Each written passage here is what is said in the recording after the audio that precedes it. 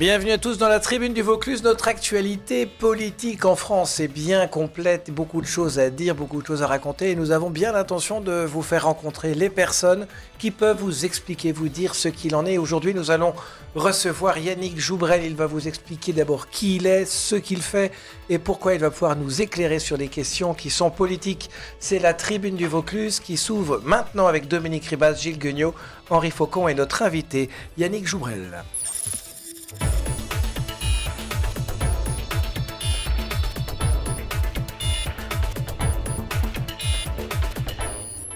Yannick Joubrel, vous avez 47 ans, marié, 3 enfants. C'est dans le nord de la France que vous avez fait vos études secondaires et supérieures, avec l'obtention d'un DESS en communication des organisations de services publics. Mais c'est dans le Vaucluse que votre implication dans le domaine public et politique s'est concrétisée. D'abord dans les postes de directeur de cabinet à la mairie de Monteux, aux côtés du maire Christian Gros, puis au conseil général aux côtés du président Claude Haut. Aux dernières élections municipales, vous devenez adjoint à Monteux en charge des affaires scolaires et périscolaires et délégué au syndicat mixte des eaux de la région Rhône-Ventoux. L'année dernière, vous avez succédé à Jean-François Lovisolo, président des maires du Vaucluse, au poste de premier secrétaire fédéral du PS en Vaucluse. En parallèle, vous poursuivez une activité de conseil en accessibilité. Moi, ce que vous ne savez pas, c'est qu'en plus, il est motard, une qualité de plus pour notre invité. Bonjour monsieur. Bonjour. Merci beaucoup d'être avec nous aujourd'hui. Vous êtes là donc en tant que premier secrétaire fédéral de la fédération du PS en Vaucluse. Nous allons vous demander, après la primaire de la droite et du centre qui a eu lieu, maintenant la primaire de la gauche qui approche, beaucoup d'actualités, beaucoup de choses. On va vous demander de nous éclairer un petit peu sur comment vous voyez les choses, de votre regard à vous, et puis au nom justement du PS aussi que vous représentez. Je voudrais vous proposer de commencer d'abord par une petite question d'actualité. C'est Gilles Gueugnot qui est à votre gauche qui vous la pose. Gilles Gueugnot. La question vient autour d'une déclaration de M. Valls à propos du 49.3. Le 49.3, pour les auditeurs qui comprennent ce qui a été dit, ne servirait, dans l'hypothèse de M. Valls, ce serait aux commandes, que pour le budget, plus du tout pour les autres affaires. En clair, après la loi travail, on enlève l'échelle. Votre avis ? Mon avis, c'est que on vient de rentrer dans une campagne des primaires. Et effectivement, la déclaration que vous relatez fait partie d'une interview qu'il a donnée il y a 2 jours sur le média France Inter. On peut en tous les cas remarquer qu'elle fait parler. Si l'objectif était de se faire remarquer, c'est réussi.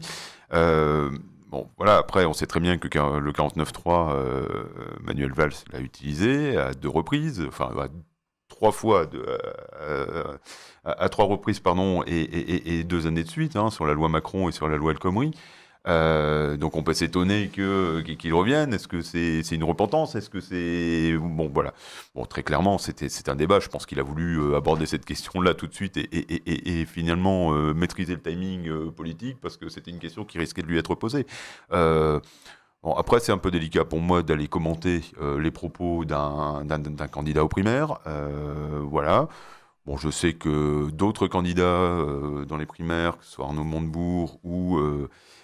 Benoît Hamon se sont aussi positionnés par rapport au 49.3, annonçant qu'ils le supprimeraient, à l'exception pour Benoît Hamon la question du budget et celle de la sécurité sociale, et puis pour Montebourg la question du budget encore. Donc voilà. Après, je pas forcément envie de commenter plus cette question-là pour l'instant. Je pense que comme tout le monde. Je souhaite que l'expression démocratique se fasse correctement et pleinement. Le 49.3, aujourd'hui, constitutionnellement, pose question. Il vous pose question à vous ou il pose question en général ? Il pose question d'une manière générale, parce que je pense que la façon dont les débats se sont passés par rapport à la loi travail, plus que par rapport à la loi Macron, sont pas totalement satisfaisantes pour tout le monde. Alors, c'est une question qui est importante. On la soulève à l'occasion de cette question d'actualité, justement.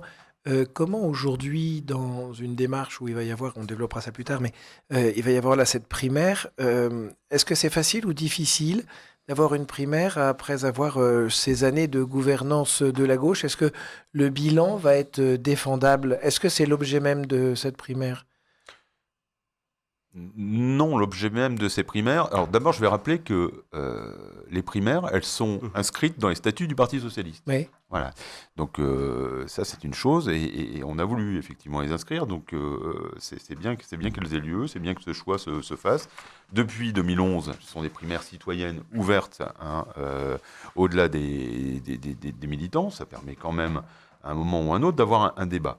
Moi, je dirais que le débat des primaires aujourd'hui, il arrive assez opportunément parce qu'il va nous permettre aussi, hein, de se positionner par rapport au bilan, de proposer un projet et d'amorcer la campagne d'une façon complètement différente et peut-être pas uniquement de façon défensive, hein, comme on y est un peu condamné lorsqu'on est sortant, et ce qui est le cas aujourd'hui du gouvernement. Alors, on va vous proposer de pouvoir rentrer dans cette première partie d'émission sur cette question de l'organisation. On va être assez pragmatique, assez pratique sur cette question de l'organisation de la primaire avec vous, Dominique Ribas.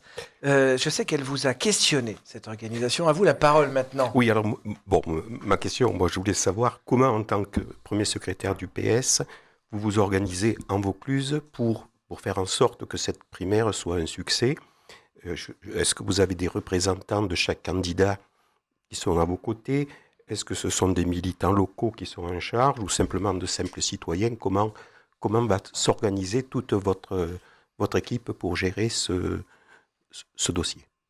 Alors, on va rentrer effectivement dans les choses très très concrètes. Voilà, pour répondre précisément à vos questions, ça va être un petit peu compliqué parce qu'aujourd'hui, on est le 16 décembre.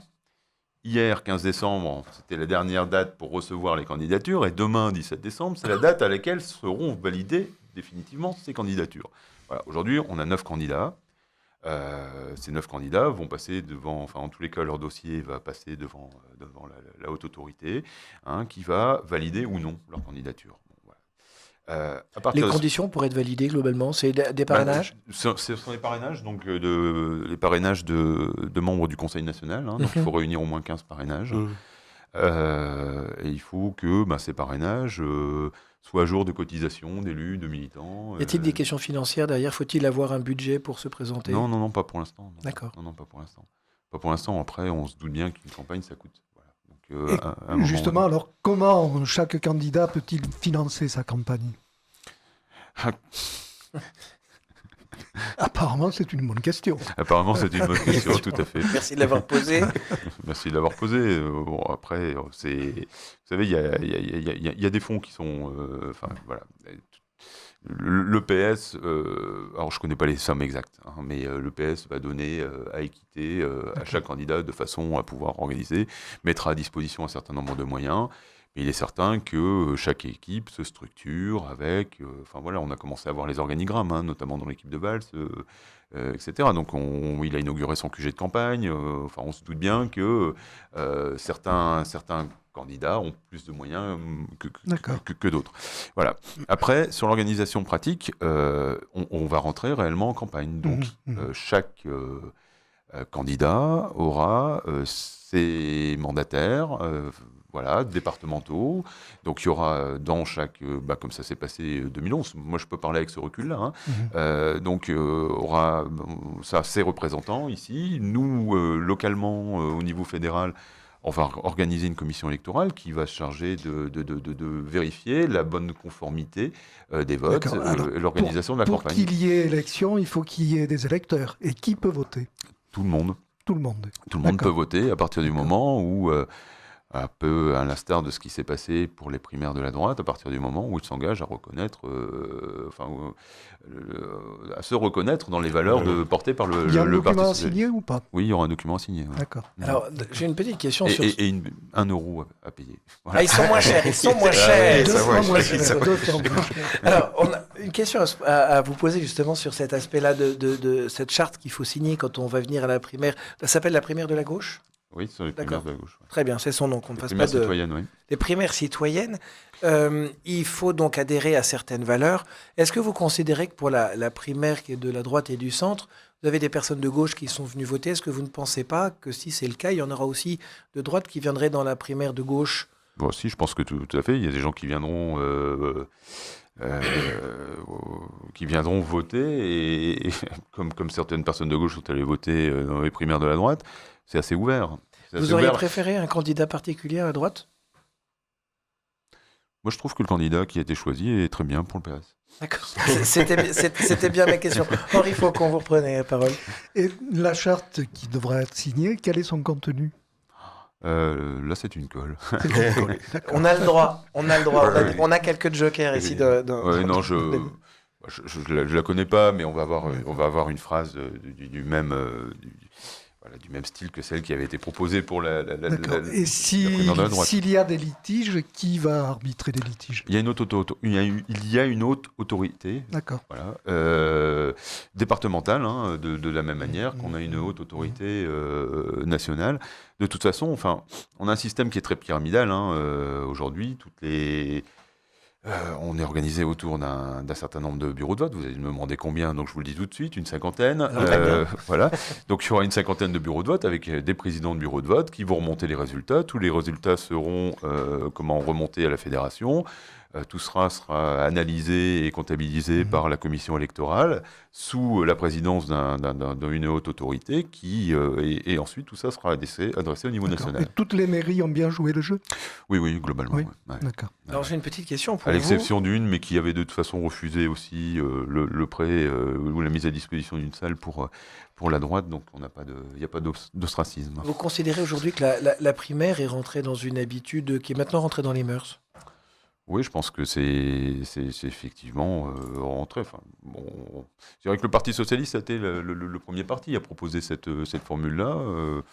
On peut se féliciter qu'elle ait été retenue aussi par le Parti des Républicains. Petite question plus personnelle. Oui. Vous avez une idée de pour qui vous aimeriez voter à cette primaire? Je ne vous demande pas le Non. nom. Oui, bien sûr, j'ai une idée. Et comment arriver dans un tel contexte à être à la fois partisan sans l'être? Ça va être compliqué pour vous? C'est toujours un peu compliqué, oui. C'est quoi les garde-fous qu'on a? Les garde-fous, c'est de ne pas faire campagne ouvertement ou de ne pas impliquer la fédération au profit d'un candidat plutôt qu'un autre. Voilà. Puis la fédération, moi, je n'en suis qu'un représentant.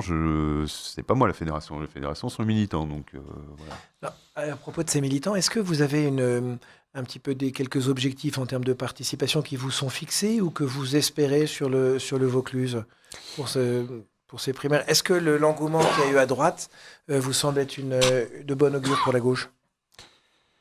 C'est difficile de dire que la gauche suscitera le même engouement que la droite. Aujourd'hui, est-ce que c'est la droite qui a suscité un engouement ou est-ce que c'est le phénomène des primaires citoyennes qui a suscité? Moi, je suis pas à mon niveau capable de le dire. Et vous fixez des objectifs? Les objectifs, ce sont ceux qu'on avait atteints en 2011, quoi. Donc on était quand même à une participation de 20 000 personnes ici sur le Vaucluse.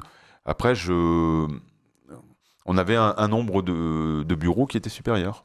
Voilà. Donc voilà, nous ne sommes pas parvenus à constituer le même nombre de bureaux. Alors, si vous voulez bien, nous allons marquer justement une petite pause dans cette interview qui est faite avec vous, Yannick Joubrel. Merci beaucoup de votre présence. On marque une petite pause avec Christophe Mahé qui se demande mais il est où le bonheur? Toujours en studio avec Yannick Joubrel. Merci. Vous présidez la fédération pardon, quel est votre titre exactement? Le plus exact? Premier secrétaire fédéral. Premier secrétaire fédéral du Parti socialiste en Vaucluse. Vous êtes là pour nous parler justement de ces primaires et nous parlions hors antenne. On va faire une petite incursion sur un autre sujet avec les éditorialistes qui sont là. Nous parlons de la question du Front National. Je vous demandais, n'y a-t-il pas un risque finalement que le FN prenne encore plus de place dans la campagne? On entend beaucoup le Front National, c'est l'ennemi, c'est celui contre qui on est. Il faut qu'on aille vraiment contre lui. Est-ce que ça risque pas finalement de mobiliser sur un sujet qui est annexe ou pas le bon? Si, c'est le bon sujet.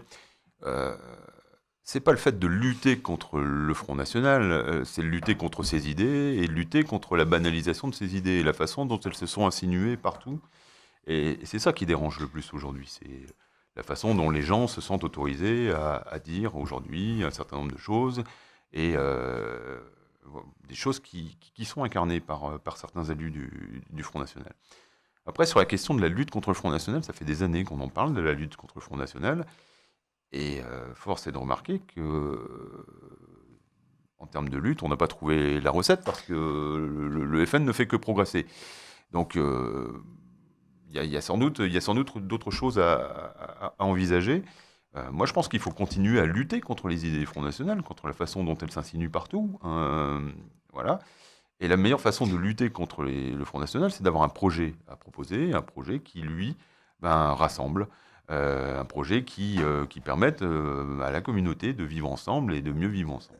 Moi, je propose de la parole à Henri Faucon qui veut réagir. Devant cette montée-là, il faut se poser la question, où se situe la souffrance des personnes qui vont voter pour le Front National? Parce que s'ils montent, c'est parce qu'il y a des électeurs. Et ces électeurs choisissent ce vote-là pour protester, pour exprimer une souffrance, sûrement. Alors, voilà, selon vous, qu'est-ce qui peut favoriser, qu'est-ce qui attire ce vote des personnes vers le Front National?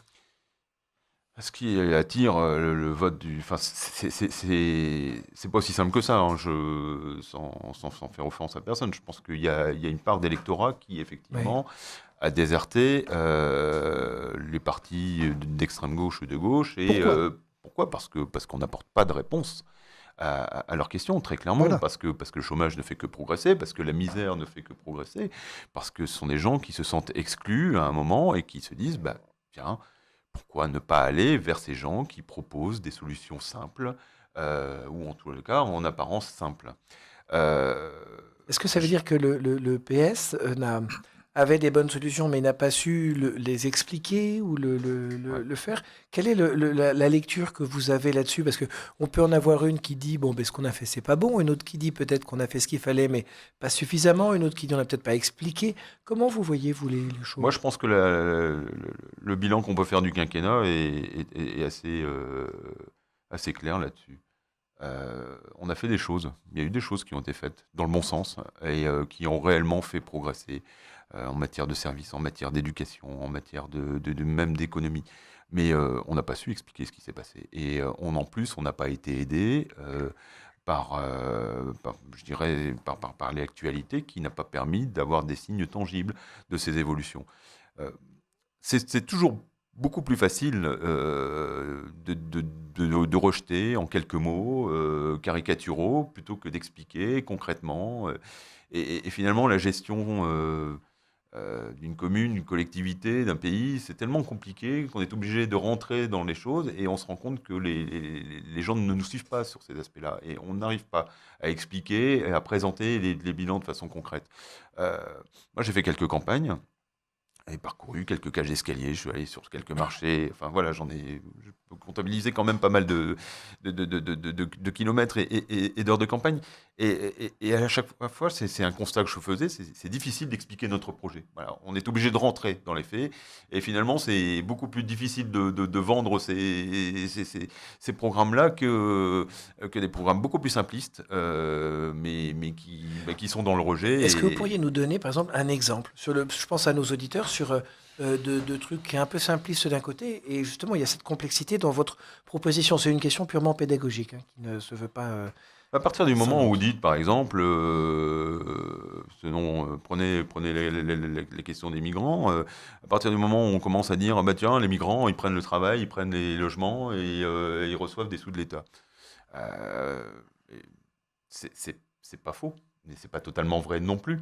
Parce que et on est obligé pour pouvoir dénoncer ça, de rentrer dans les détails et de rentrer dans des dispositifs techniques particuliers, voilà, et d'expliquer que non, un migrant, s'il n'a pas un titre de séjour, il peut pas travailler, que certes il reçoit une allocation, mais qui est extrêmement limitée, et que c'est sous certaines conditions, et que c'est pas dans les montants qui sont annoncés par certains détracteurs. Et voilà, c'est à partir de ce moment-là, mais les gens vous suivent plus parce que vous donnez pas tort complètement, et en même temps, vous êtes obligé de rentrer dans un propos qui est technique, qui est compliqué et qui est forcément difficile. Voilà, on est confronté aussi, à un moment ou à un autre, à un manque de culture politique. C'est-à-dire que, voilà, Je pense que Qu'est-ce que ça veut dire un manque de culture politique? on a un système d'organisation politique qui est assez complexe. On l'a suffisamment dénoncé avec différentes strates.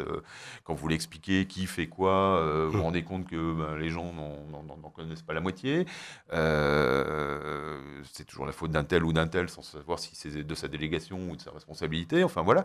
Et on se rend compte que les gens n'ont pas ce niveau de culture-là. Que derrière, en plus, le politique est systématiquement dénigré, parce qu'il y a eu un certain nombre d'affaires aussi qui ont fait qu'on a perdu en crédibilité. Enfin, et face à ça, je pense qu'un discours simple, populiste, est beaucoup plus entendable, est beaucoup plus facile en tous les cas à appréhender que celui que nous, on a proposé. Donc on a réellement, aujourd'hui, à souffrir de cette décrédibilisation du monde politique et des partis politiques. Surtout ceux qui sont en gestion, et surtout ceux qui sont là depuis un certain temps, et dans lesquels on a un peu de mal aussi à se renouveler. Yannick Joubrel, merci beaucoup. On marque une très courte pause, juste le temps de respirer, de se détendre un tout petit peu. Et c'est Gilles Guignot qui prend la suite. Toujours avec Yannick Joubrel, premier secrétaire fédéral du Parti socialiste en Vaucluse. Merci d'être avec nous. On va repartir sur quelques questions pendant sur cette tribune du Vaucluse. On va revenir un petit peu sur cette primaire, sur les candidats de la primaire avec Gilles Guignot.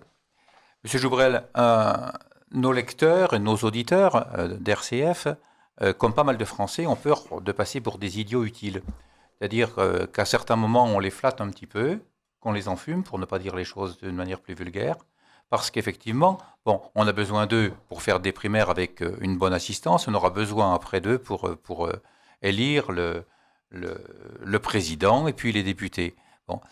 Considérant l'organisation de la primaire du côté socialiste, avec ses faux pas, ses difficultés, ses coups de théâtre, ses implorations pour ceux qui ne rentrent pas, ses déceptions pour ceux qui sortent, quel est votre avis sur une primaire ouverte qui a expulsé 3 petits partis qui n'ont pas réussi à prendre place dans l'organisation? Vous avez un avis? Est-ce que cette primaire vraiment va être... Je suis étonné que 3 petits partis qui... Oui, qui ont essayé de s'insérer dans les primaires. Alors, on va demander à Gilles Guignot de préciser précisément pour que tous les auditeurs comprennent bien. Ça n'évoque rien pour vous? Non, allez-y, s'il vous plaît, de manière très claire. Il y a, en février, il y a des partis qui ont demandé à M. Camandelis de relire les statuts du Parti socialiste de manière à ce que les primaires existent. Oui. Et souhaiter s'insérer dedans. Quel parti précisément?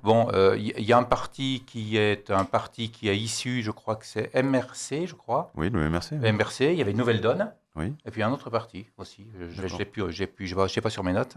Alors, cette question fait justement, cette primaire est ouverte, mais il y a des choix qui ont été faits de ceux qui viennent dedans. Est-ce que ces choix sont dictés? Vous avez peut-être un éclairage ou pas sur les choix qui ont dicté le fait d'intégrer ou non tel ou tel parti?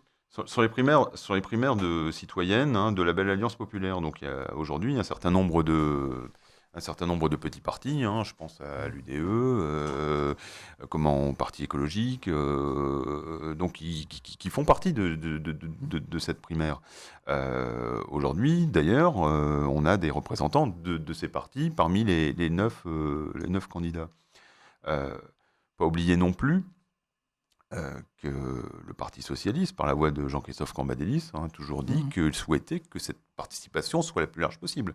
Et donc a appelé des gens comme Jean-Luc Mélenchon et même Emmanuel Macron à participer à ces primaires, ce qu'ils ont refusé.